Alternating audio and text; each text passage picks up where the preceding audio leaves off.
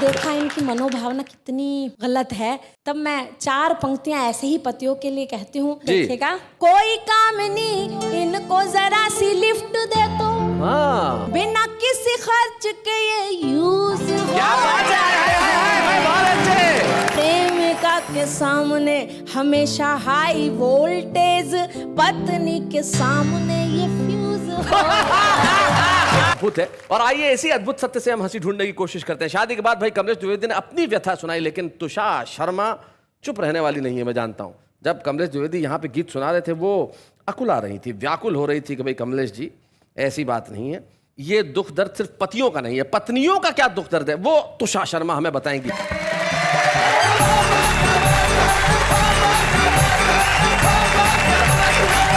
जी, अभी आप सबने सुना कि मुझे और नेहा जी को देख देख कर वो पत्नियों की आरती कर रहे थे कमलेश द्विवेदी जी।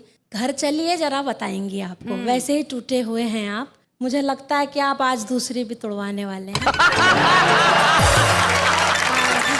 एक मिनट, वो अमिताभ बच्चन साहब कुछ कहना चाह रहे हैं। हाँ बताइए। जी तुषार जी, आप आज बहुत सुंदर नजर आ रहे हैं। इसकी देखो आप कैसे देख रहे हैं, शर्म नहीं आती आपको?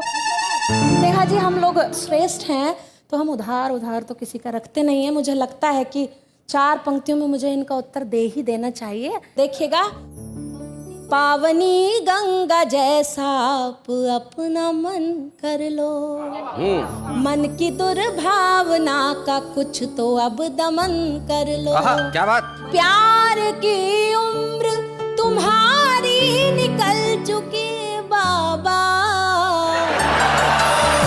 चेंज कर दो, मजा आ जाएगा। बाबा को बागी कर दो। बागी, पर्टिकुलर बागी, बिल्कुल यही कहिए। प्यार की उम्र तुम्हारी निकल चुकी बागी, जाके गंगा किनारे अब तो कुछ भजन कर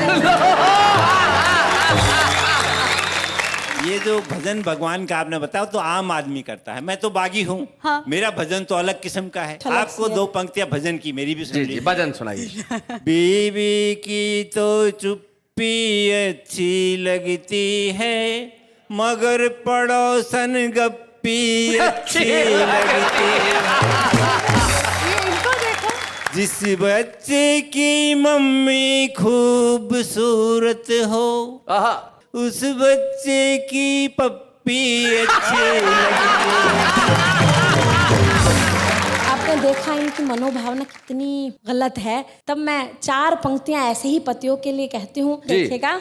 काम करने को इनसे कहे जो श्रीमती, तो सुनते ही सर कन्फ्यूज हो जाते हैं। अच्छा, ये हस्बैंड ऐसा करते हैं? जी। अच्छा। पूछो घर देरी से क्यों आए आप श्रीमान, रोज रोज नए एक्सक्यूज हो जाते हैं।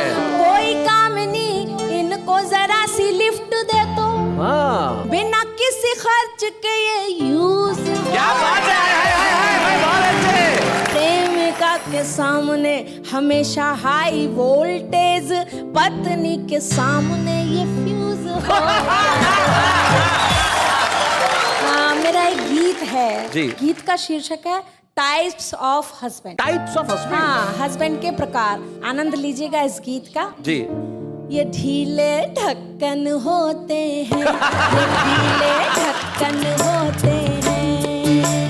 काम अगर पत्नी से हो तो, काम अगर पत्नी से हो तो मक्खन होते हैं, ये ढीले ढक्कन होते हैं। पत्नी के ऑफिस जाने के लिए इन्हें घर खाना भी बनाना पड़े तो भी ये बनाते हैं। साहब, एक बात कहना चाहती हूँ, वो सहयोग के लिए नहीं बनाते हैं, पत्नी घर से जल्दी जाए इसलिए बनाते हैं। पत्नी के ऑफिस जाने के लिए इन्हें घर खाना भी बनाना पड़े तो भी ये बनाते हैं। कभी चुन्नू मुन्नू को ये वॉकर में घुमाते हैं, कभी चुन्नू मुन्नू को ये लोरियां सुनाते हैं। पर ठलुए पन में पूरे, पर ठलुए पन में पूरे बेलखन होते हैं, बेलखन होते हैं। इन्हें कोई काम नहीं, वैसे भी आराम नहीं, दिन भर रहते हैं पड़ोसन की ताक में। शाम जो ही ढलती है चढ़ जाए छत पर, चाय से भरी हुई प्याली लिए हाथ में, आई टॉनिक की हुड़क में, आई टॉनिक की हुड़क में राह भटकन होते हैं, ये ढीले ढक्कन होते हैं, ये ढीले ढक्कन होते हैं। और मैंने एक शब्द का प्रयोग किया है, संस्कृत में कहीं गंजे को कहते हैं खलवाट, जिनके आधे बाल उड़ जाते हैं, खलवाट। खलवाट।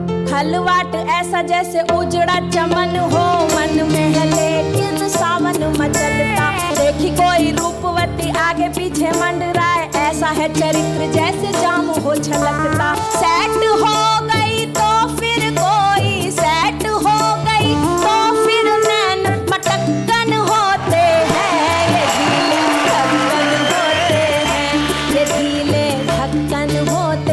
और एक आज पत्नियों को मैं देना चाहती हूँ यहाँ से एक संदेश, एक नसीहत, वो देखिएगा जरा। घर में जो सीधे साधे पालतू से लगते हैं, बाहर ये आशिक मिजाज दिल फेंक हैं। भारतीय वाइफों से इतना निवेदन, ध्यान रखे पति के इरादे नहीं नेक हैं।